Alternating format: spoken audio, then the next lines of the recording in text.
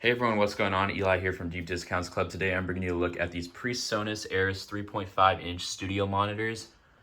As you can see, the right one doesn't really have anything on it, but the left one's got the controls. It's got the volume knob, very smooth. I covered up the light there. It's got an aux in, so you can play things directly if you don't want to play off your computer.